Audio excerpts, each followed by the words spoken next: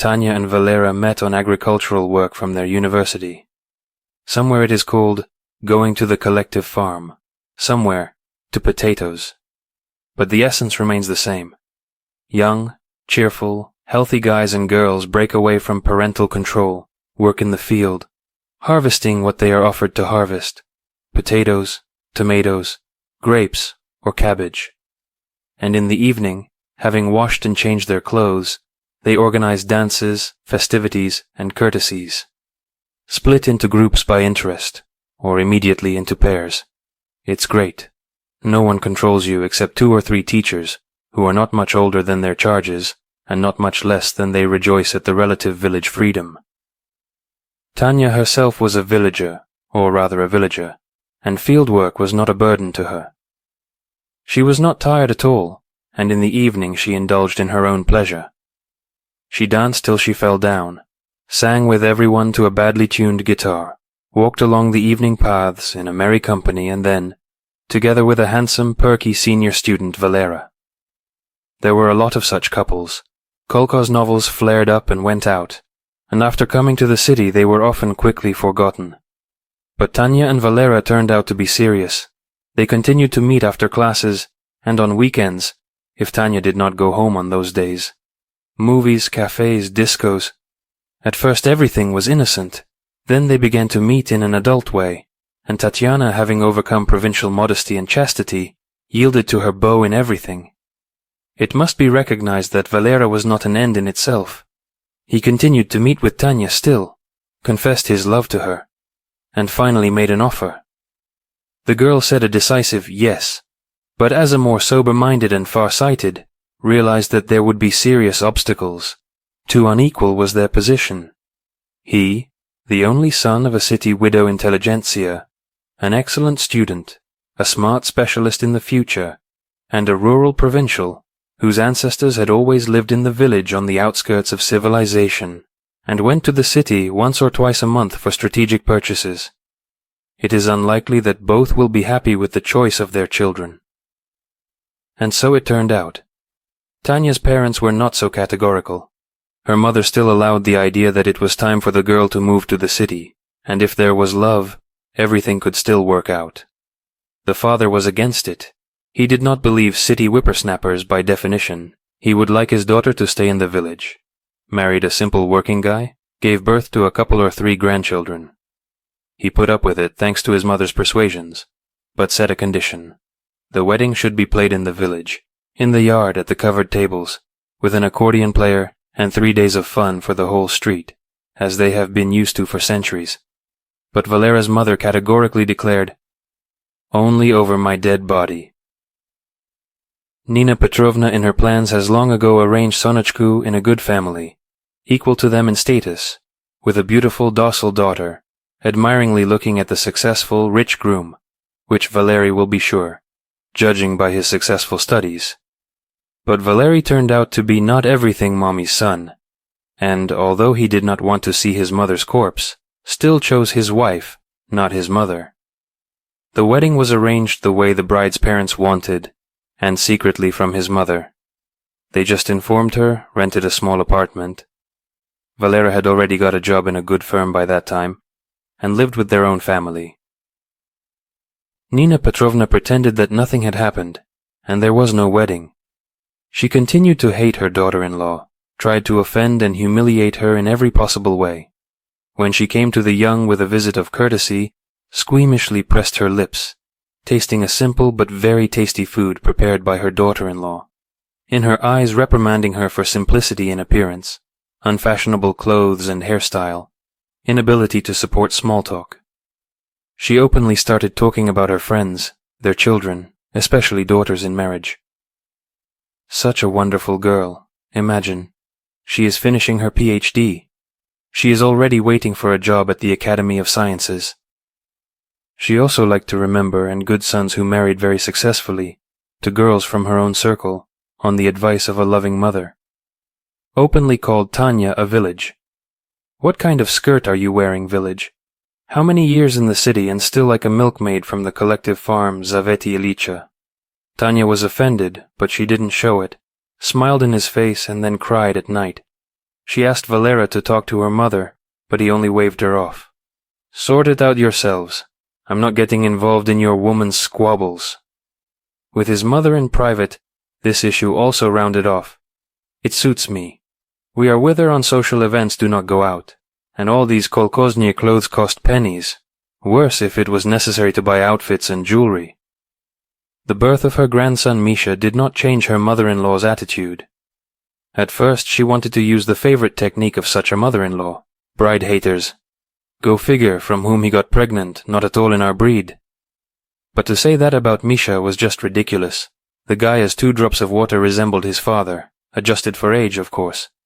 Nina Petrovna didn't like her grandson, and didn't think much about the reasons why. He was the spawn of a hated daughter-in-law, and a bastard son, whom she had rounded up. She came occasionally, mostly on birthdays, and gave him all sorts of rubbish as gifts. Defective toys from the sale, expired candy, ridiculous rags from the second-hand shop. It went on like this for several years, and everyone got used to this life. But soon serious changes began. The company where Valery worked was growing and expanding, and together with it, his career was going uphill. Now he became not just a leading specialist with a good salary, and entered the elite of the company. He began to be invited not only to important negotiations, but also to informal meetings, often held in expensive restaurants, where not only the heads of the company, but also foreign partners. According to the protocol, it was necessary to be present there with the spouses, and here an insurmountable mishap arose. At the first reception, Valera, not knowing the protocol, showed up alone. He came in a good, expensive suit, behaved quite decently, did not get ahead, more listening than talking. They did not pay much attention to him, but the next day the chief hinted that he should come with his wife. After that Valery thought hard. He has long ceased to please Tanya's simplicity and inability to dress well. The time of relative poverty had passed. Now he could afford his wife and beauty salon, and fashionable hairstyle, and brand-name clothes. But the trouble was that his wife did not know how, and did not want to be fashionable and elegant. She was convinced that clothes should be clean, neat, comfortable, and everything else was just showing off. Even when he insisted, took her to the store, asked the girls' consultants to pick up something fashionable and prestigious, nothing worked. All these things on Tanya sat like strangers, by themselves, and it all looked wild and unnatural. How would he show such a ridiculous simpleton as his wife? Mostly the ladies at these events were trim, slender, if not beauties, then at least fashionably dressed, not looking provincial. A corporate holiday was approaching, and Valery was invited to it with his wife. What to do? Come alone again, citing his wife's ill health? Or risk bringing Tatiana and show her to the public? That evening he went to his mother's house to help with the rearrangement of the closet, and at dinner he shared his problem. Mom flatly rejected both solutions and asked her son, "Have they seen your paysan wife before?" "No, not once." "And of course no one will demand documents and check whether it's your wife or mistress too. That's what you say, documents." "That's great. I'll introduce you to a girl. She's my friend's niece. You won't be ashamed to show her to your society. It will be good for everyone. You will appear in society with a beautiful, elegant woman, and Yana will get divorced a little. She has recently divorced her husband, and it will be good for her to hang around in decent society." That's good, of course, but I'll bring her once and then? And then soup with the cat. Mother cut me off. Solve problems as they arise. In short, I'll tell Janushka, I'll connect you, meet her, go somewhere, get to know each other better. Well, so that we don't look like strangers. 2 days later, Valera got a call from his mom. "Can you talk? Then write down Yana's phone number. Call her after 2, as soon as you can. Make your own arrangements." He called right after the meeting at the chief. They quickly agreed to meet tomorrow night at the restaurant Green Cockatoo. Quite an expensive place, but he could afford it. Especially since the corporate party would also be held in a nice restaurant. So they needed to get used to each other in that environment. When they met the next day, Valera was simply charmed by Yana. Tall, beautiful brown hair, with thin, well-groomed hands, long fingers with a bright, predatory manicure, she was so different from the simple Tanya that at first he was even confused. However, he quickly came to himself, and they had a very nice time. In addition to bright appearance, Jana had an outstanding mind and a good sense of humor. Yes, with such a girl is not ashamed to appear at a corporate party, especially under the guise of his wife. They chatted about trivia, then told each other a little about themselves, invented a legend, how they supposedly live so as not to look ridiculous at the event, credibly portray the spouses. On the day of the corporate party, they had agreed that Valera would arrive at Jana's house early so that they could drive together, getting used to their roles. He sat in the kitchen of her apartment while she changed clothes and put on makeup in her room, occasionally calling him over to consult on some detail of clothing or makeup. In general, about half an hour later, Valera began to think that this precise beauty is actually his wife, that they would go to the corporate party and then return home, and they would have a wonderful night ahead of them, and the whole life. The party was wonderful, Jana shone among other wives and employees, but very skillfully, without showing off, and without arousing unnecessary envy. The chief, an old ladies' man, secretly gave him a thumbs up, nodding at Jana. Valera danced with her, pressing close to her, whispering some trifles in her ear, and then, giving in to the impulse, kissed her, entering deeply into the role. The girl did not pull away, but supporting the game, responded to his kisses. Of course, they left together. He walked her to her apartment, came in for a minute, and stayed until morning, completely forgetting about his wife, son, and other uninteresting and boring things. His Tanya sat at home, and could not understand why her mother-in-law called her just now, and snidely reported that her husband is now at a corporate party with a girl whom he represents as his wife, and if she does not believe, she can see for herself, coming to the address and seeing everything with her own eyes. In the meantime, lest you think that the evil mother-in-law is slandering your husband, here are some pictures for you, baby, look in the mail. On the photos, beautiful, elegant Valera danced, hugged, kissed a slender, sophisticated, predatory, beautiful woman, and looked at her with admiring eyes. She waited for her husband until morning, occasionally forgetting a short sleep, but never waited. She dialed his number, sent messages. It was all in vain. Valera didn't answer. Then she woke up Misha, packed some things, and they left for Tanya's native village, where her parents' house remained. Her parents died 2 years ago, one after the other, but she didn't sell the house, but asked her neighbor to look after it for the right to use Tanya's vegetable garden.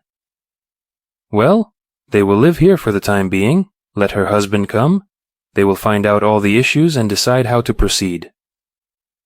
Valery arrived home at lunchtime, but found neither his wife nor his son at home. He started to call, but the subscriber was unavailable. Of course, it was necessary to call yesterday, or at least write that they are walking out of town. He cannot come yet, tell something else. But frankly speaking, he didn't want to communicate with his wife at all. He was completely absorbed in Jana. He called his mother and asked if she knew where Tanya and Misha were. Nina Petrovna grinned and told her son that it was she who had laid out the whole truth to his wife, showed the pictures that she had asked one of Valery's employees to take for a small fee. Probably she left with her son to her estate. She snorted into the phone. Look, son, maybe it's for the best. It seems to me that today you finally realize the difference between a country bumpkin and a real woman. Don't hurry, son. Think carefully, whether you need to run headlong, make excuses, or use the situation in your favor. Valera didn't want to think about anything. He just waved his hand. Whatever happens now? And rushed back to Jana, except for whom he did not want to see anyone else. Tanya could not understand what was happening. She saw that her husband had cheated on her, had gone off with another woman. But why he would not come, or at least not call, not explain? If he didn't want to see her, what was his son's fault? In this case, she did not even consider the option when she would have to look for the prodigal husband and call him to order. He left. So he left. She and her son began to settle down in her parents' house. She answered the neighbor's questions sparingly, saying that her husband had gone to work and would not be back for a while. Mishka did not like his new life. All his friends stayed in the city, and besides, he still attached great importance to labels, and did not want to change from the category of city to village. She tried to talk to her son, but he was too young to understand and accept the situation. Quite unexpectedly, Tanya received a summons to court. It turned out that Valera did not delay, and quickly filed for divorce. It seems that his new girlfriend took the bull by the horns. They did not need to share property. Tanya received it from her parents, and the apartment where they lived was Valera's inheritance from his grandmother. But the presence of a minor son required a mandatory court decision. On the appointed day, they met in the corridor of the district court. Tanya took her son with her. At least let him see his father that way, and Valeri brought his new girlfriend, the very one who was in the photos from the restaurant. She looked at Tanya mockingly and clung defiantly to Valeri, showing in every possible way who was the real wife. He approached Tanya, said a dry hello, and extended his hand to his son. "Hello, son." "Hi, Dad. Why did you leave us?" "We live in the country now. I'm bored there." "It's just the way it is, son. You'll have to accept it. I'll live with Aunt Jana now. We love each other." "And me and Mom. Don't you love us now?" "I love you as before, but Mom and I are splitting up. But you can always come to us whenever you want.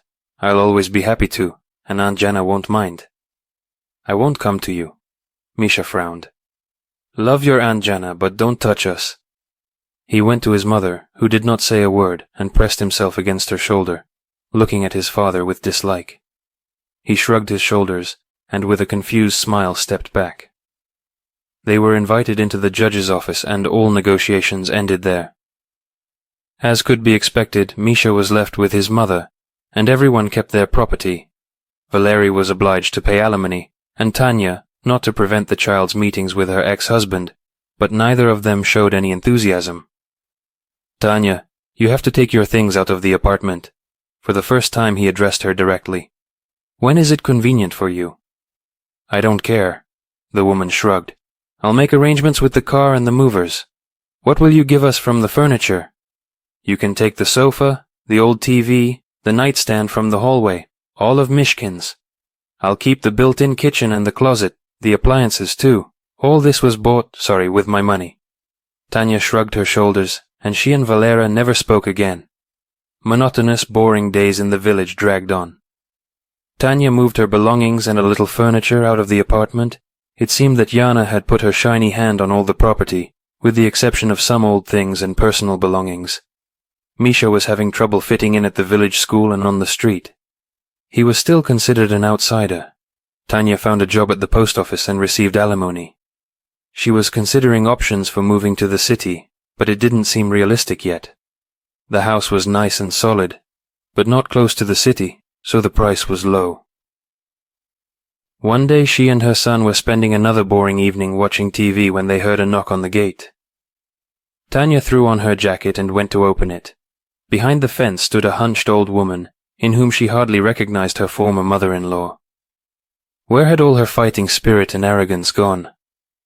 Her hands were trembling, tears were in her eyes. "Tanechka, my daughter, please forgive me. Let me come in." "What happened to you, Nina Petrovna?" exclaimed Tanya. "Come in, of course." No matter how she felt about her ex-husband's mother, the woman didn't dare to leave her on the street. She helped her drag her traveling bag and led her guest into the kitchen. "What happened?" she asked again. "Tanya, Tanechka, forgive me for God's sake," the old woman cried again, trying to get down on her knees. "Forgive the old fool. I didn't love you all my life, and now I came to live with you. Even in a barn in the vegetable garden, even in a box instead of a dog, let me live with you." "What are you saying? You have your own apartment, you have a son and a new wife. Why are you coming to us?" "No, my daughter, there's nothing and no one. No apartment, no son, no wife. What happened? A fire or something? It's worse, Tanya, it's much worse. They sold the apartment, the new wife left, and Valera died." "Dead how?" Tanya was in shock. "What happened? Tell me what happened." With great difficulty the old woman managed to calm down and make her talk coherently and to the point. It turned out that after the trial, Yana quickly moved into Valeri's apartment, put her own order there, and then suddenly shocked everyone by offering to sell Valeri's and mother-in-law's apartments, and buy a nice mansion to live there all together. She even looked at such a house. They all went to look at it on the weekend and they liked it. Valerie immediately said that there is no time for anything, you need to work, and also to formalize a divorce from his ex-wife, to get a court decision, to run with the documents. And so he had already delayed the deadlines a couple of times, doing work.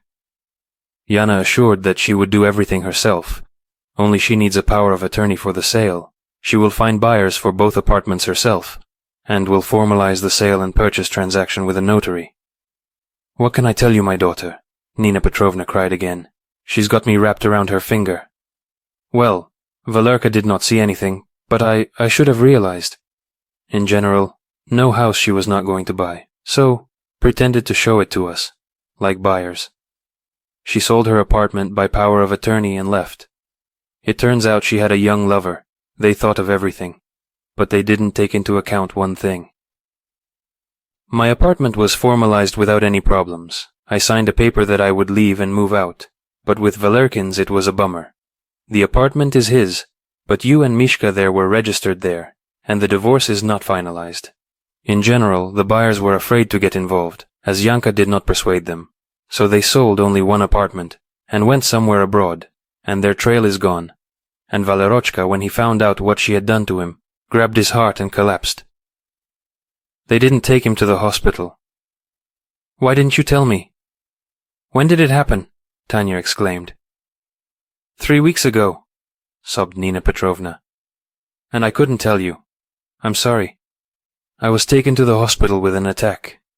Valerka was buried without me. My co-workers were concerned.